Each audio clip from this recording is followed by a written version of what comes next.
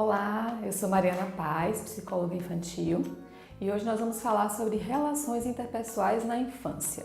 A primeira coisa que eu penso quando a gente fala sobre esse assunto é que as relações entre pares, quer dizer, entre crianças, é muito diferente da relação da criança com o adulto.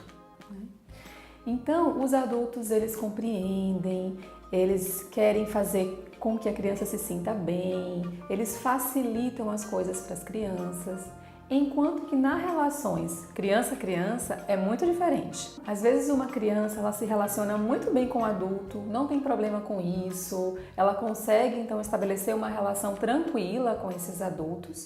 No entanto, quando elas se relacionam com outras crianças, aí sai briga, sai conflito, tem dificuldade.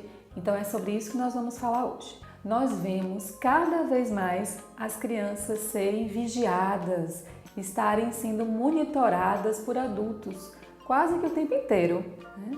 Então na escola tem sempre um adulto por perto enquanto elas brincam no parque.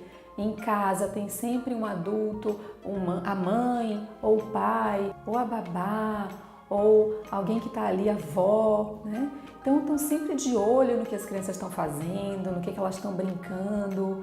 Quando tem uma dificuldade, uma não quer emprestar um brinquedo e a outra então pede e chora. E sempre tem alguém para poder interferir e mediar essas relações. Quando não, tem câmeras também filmando, na própria escola, os pais recebem relatórios detalhados do que está acontecendo na escola, se ele fez o dever, se ele esqueceu um livro, se ele conversou na aula ou qualquer coisa do tipo. É uma infância e adolescência extremamente vigiadas, né? Apesar, obviamente, deles poderem estar muito mais no mundo por conta da internet, dos vídeos, então tem um acesso à informação muito maior e há, por outro lado, uma vigilância também muito maior nisso.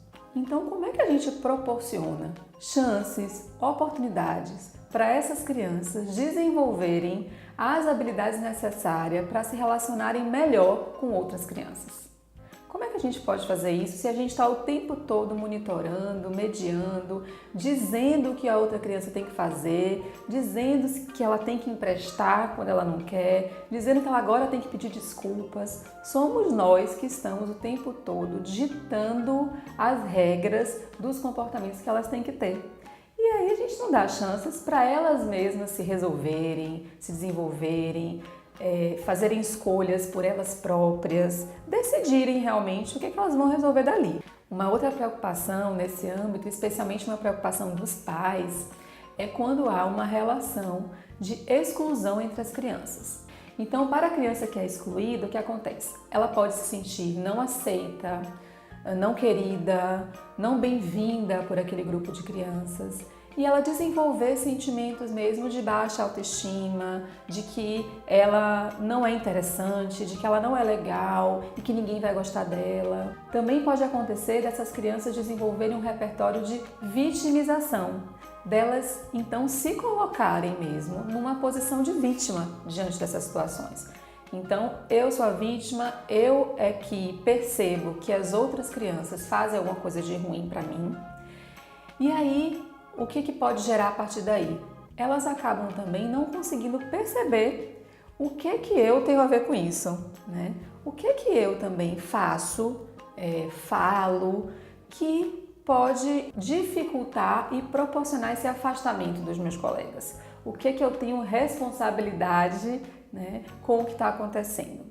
Então, muito do que a gente precisa fazer quando isso acontece é a gente responsabilizar também essa criança e desenvolver uma conscientização dela com relação a esses conflitos que acontecem e esses distanciamentos que acontecem entre as crianças. Isso pode ajudar bastante elas a se motivarem e a se perceberem e mudarem alguma coisa que queiram. E por outro lado, acontece quando é o seu filho que pratica a exclusão de outras crianças. Muitas vezes essa é uma situação que gera ainda mais preocupação para os pais.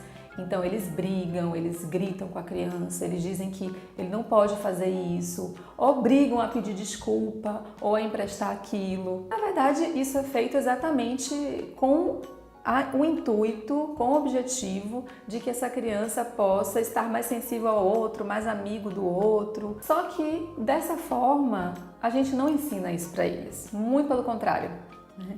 A gente está ensinando, a gente está relacionando o pedir desculpas e o estar sensível ao outro com briga, com obrigação, com grito, né? E aí a gente acaba ensinando tudo ao contrário, sem querer. Nos dois casos, tanto quanto a criança é excluída e nos casos em que ela exclui, o caminho, gente, para a gente poder ajudar elas nisso é a conscientização.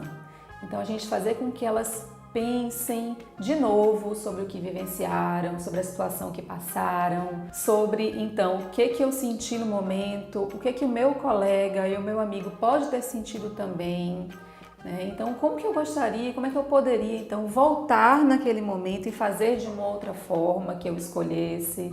Essa é uma possibilidade para a gente ajudá-las. Lembrando que essa conversa sobre a situação que eles vivenciaram, e conversar envolve falar e também ouvir o seu filho, que muitas vezes a gente fala e fala sozinho, né? A gente nem espera que eles possam se expressar e possam dizer o que aconteceu.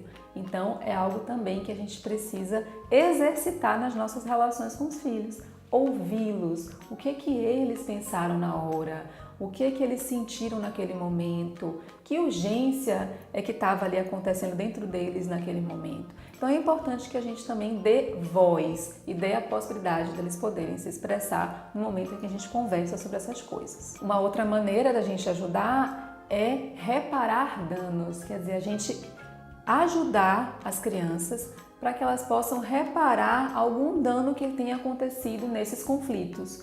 Então, se por exemplo, o seu filho, né, a criança, pegou um brinquedo e jogou na criança porque ela não queria emprestar, né? E aí bateu na criança, machucou, doeu, alguma coisa, então a gente pode fazer com que essa criança repare o dano que ela causou. Então ela pode pedir desculpa, ela pode pegar e fazer um carinho no lugar que caiu o brinquedo, botar um gelinho, né, de perguntar se ela já está bem. Então isso é o reparar os próprios danos. Reparar significa se responsabilizar pelas próprias consequências dos seus comportamentos, né?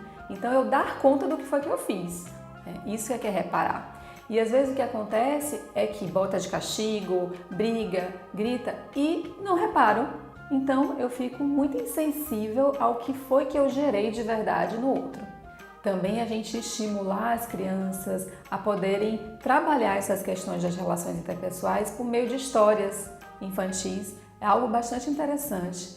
Muitas vezes para elas, se expressar por meio de personagens é uma experiência muito libertadora, porque eles conseguem se identificar com os personagens, estar sensíveis àquela história, às sensações e os sentimentos que aquele personagem teve no desenrolar da história. Então é uma experiência muito rica para eles. Então a gente também pode estimular lendo essas histórias e trazendo esses conflitos no momento em que a gente estiver contando as histórias. E claro, gente, que a gente também possa permitir que essas crianças estejam em grupo, estejam se relacionando, estejam vivenciando esses conflitos, para que elas possam dar conta na vida de lidar com eles, que são tão comuns e fazem parte do nosso cotidiano e também do cotidiano das crianças.